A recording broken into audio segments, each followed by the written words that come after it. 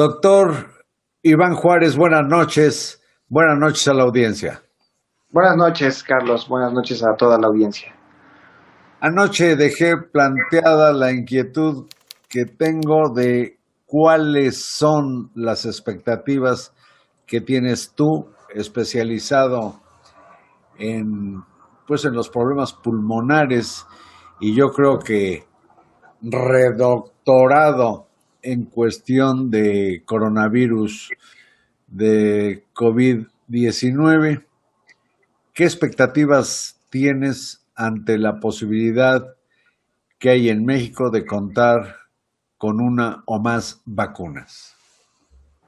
Claro, las vacunas contra COVID-19, ahorita hay varias que están en proceso de estudio, digamos. Hay unas que están en fase 1, otras en fase 2, otras en fase 3, que son las más cercanas a ya poder utilizarlas en la población, ¿no?, susceptible. Y existen, por ejemplo, la vacuna de Pfizer, la vacuna de Moderna, son dos farmacéuticas grandes que se están aproximando a tener la vacuna de COVID-19. Y bueno, van a empezar pues con algunos otros países. Empieza Inglaterra, por ejemplo. Bueno, también Estados Unidos va a tener disponible vacuna pues, en los próximos meses. Y en México, pues bueno, es difícil saber cuándo va a llegar. Un estimado de esta vacuna es aproximadamente en mayo de 2021.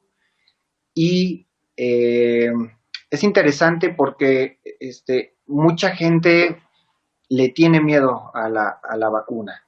Realmente es que para que ya se haya aprobado en fase 3 significa que ya ha pasado por estándares de seguridad que son elevados, que cumplen con todas las medidas estrictas para poder administrarse en humanos. Y pues la verdad es que peor que contagiarse de COVID no es, porque contagiarse de COVID o sea, es mucho más grave, o puede ser mucho más grave en personas susceptibles que quedar inmunizado con la vacuna contra COVID, realmente. Bueno, de hecho, creo que hay temor inclusive para, pues, prestarse a la experimentación en la fase 3 del voluntariado que se propone para, para ver qué con la vacuna china, o no sé si la inglesa, la rusa, la gringa. Y esto habla de una, pues yo creo que de un temor muy justificado ante un bicho del que no se tenía idea, ¿no? Se va con mayor confianza a las vacunas contra la polio, el sarampión o algunos tipos de gripe que con la del coronavirus. Claro. Pero aún así, fíjate que hay mucha gente que, por ejemplo, sabemos que COVID está ahorita pues causando la mayor parte de las neumonías del país están causadas ahorita por SARS-CoV-2, el virus que causa la COVID-19. Pero estamos olvidando que también hay otras enfermedades, otros virus, otros agentes infecciosos que también causan neumonías bastante graves. Incluso antes de COVID-19, los neumólogos ya le teníamos respeto a algunas de ellas. Por ejemplo, influenza. Influenza tiene muchos subtipos. Uno de los subtipos más agresivos es influenza H1N1. Y la estamos olvidando. Y mucha gente no quiere vacunarse contra influenza porque le da una reacción. Es que me da reacción. Eso es un poco incorrecto pensar así. La vacuna contra influenza sí causa una reacción porque te inyectan virus muertos. Entonces estos virus causan una reacción inflamatoria. ¿Por qué? Porque están generando esa inmunidad contra el virus de la influenza de ese año, porque esa vacuna debe ser anual.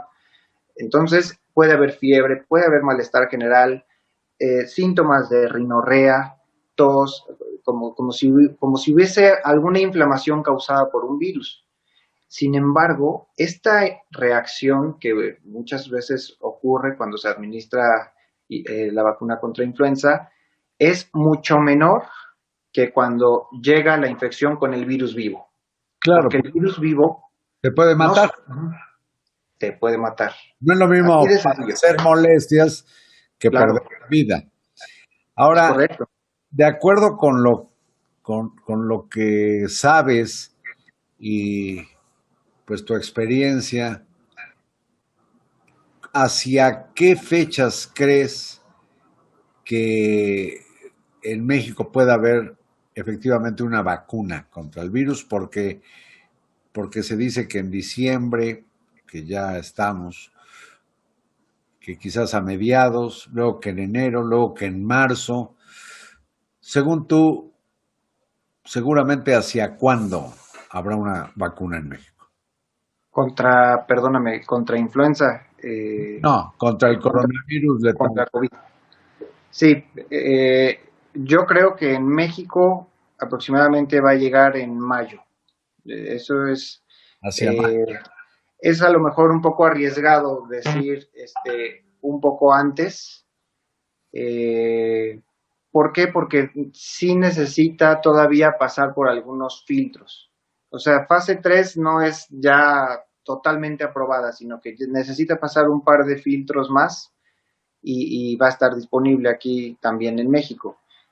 Ojalá que llegue antes, eso es seguro, porque ahorita, como comentábamos el día de ayer, pues estamos bastante saturados.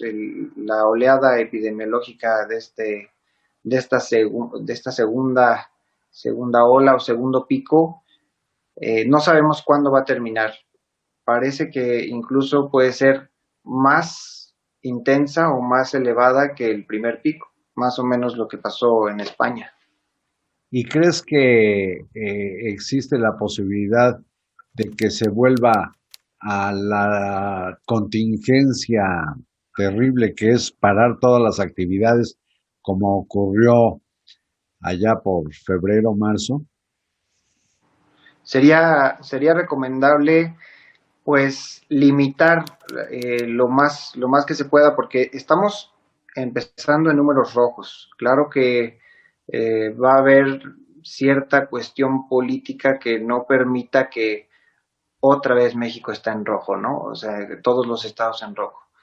Pero la realidad es que, siendo honesto, sí deberían pararse algunas cuestiones no tan elementales, algunos trabajos no tan elementales, porque sí puede haber bastantes contagios a nivel laboral y bueno, además de los contagios que está habiendo, pues en todas las familias, porque no hay una adecuada, digamos, uso de cubrebocas, lavarse las manos, no hay una adecuada distancia, están habiendo reuniones y esto es lo que está haciendo que siga el rebrote. Y en política pública yo creo que debiera también considerarse la dosificación de, de pasajeros en el transporte público. Aquí en la Ciudad de México se ven unos tumultos pues explicables en las estaciones del metro, pero también qué hace esa gente que tiene que trasladarse. Es decir, es un problema complejo, difícil de resolver. Sí, mucha gente sí me ha dicho, a lo mejor en la consulta, y me pregunta, oiga, pero pues ¿cómo no voy a salir si necesito comer o proveer a mi familia de las cosas más elementales? Entonces, pues ahí la recomendación que uno como neumólogo puede hacer es, o como médico del país puede hacer es, pues ni modo, pues salga, pero lo más estrictamente necesario. Otra vez necesitamos estar en números rojos, otra vez necesitamos las medidas con las que habíamos empezado en febrero, en marzo, en abril, durante esos meses que se hicieron bien y limitaron los contagios durante el primer pico epidemiológico.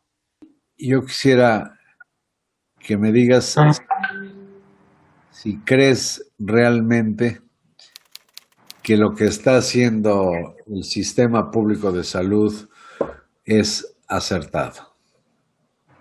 Me parece que está habiendo algunas observaciones, principalmente en la realización de pruebas contra COVID-19. Tenemos el problema de que pues las pruebas también tardan más de lo que debieran, ¿verdad? Porque normalmente podríamos tener una PCR contra SARS-CoV-2 en menos de 24 horas y muchas veces lo que sucede, como ya habíamos comentado previamente, es que hay pacientes que llegan bastante graves, incluso que fallecen antes de las primeras 24 horas. Hay veces que detectados a tiempo no los reciben en los hospitales, les dicen váyase a su casa a reposar.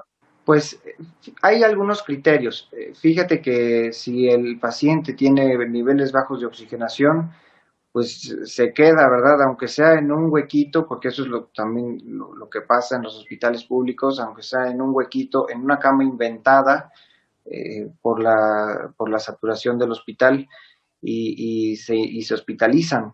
Pero hay algunos que sí se les puede dar la oportunidad de padecer COVID-19 en su domicilio, principalmente, pues que no tengan una neumonía y que tengan nada más una infección de vías aéreas superiores, ¿no? Que no haya algo muy grave que atender.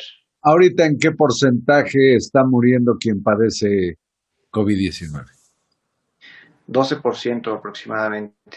Es alto en comparación con otros países que tienen menos del 10%. Entonces es todo un tema. Hay que imaginar lo que este hombre, como muchos otros médicos y personal en general del sector salud, público y privado, están enfrentando pues desde hace más de 8 meses. Doctor Iván Juárez, te agradezco mucho esta conversación. Nada que agradecer, te mando un fuerte abrazo, estimado Carlos. Celebro que estés bien, síguete cuidando. Yo Muchas haré lo gracias. mismo y ojalá la audiencia siga tomando sus precauciones. Muchas Un gracias, abrazo. igualmente, y buenas noches.